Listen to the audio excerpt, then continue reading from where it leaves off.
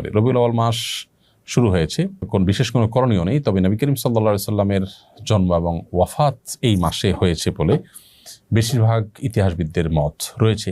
সেই জায়গা থেকে এটা একটা বিশেষ তাৎপর্য আছে।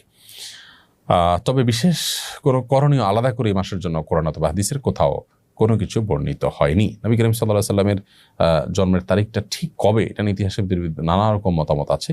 আমরা এটাকে 12 তারিখ চূড়ান্ত করে যারা ধরে রেখেছি, এটাই যে চূড়ান্ত তা কিন্তু না। অনেক ইতিহাসবিদদের মতে রবিউল আউয়াল 12 তারিখে তার জন্ম হয়েছে, এটা যেমন সত্য, আবার অন্যদিন তার জন্ম তারিখ রবিউল আউয়ালের 9 তারিখ, সেটিও সপক্ষে অনেকগুলো মত আছে এবং শক্তিশালী মত, এবং আরও বিভিন্ন মত আছে।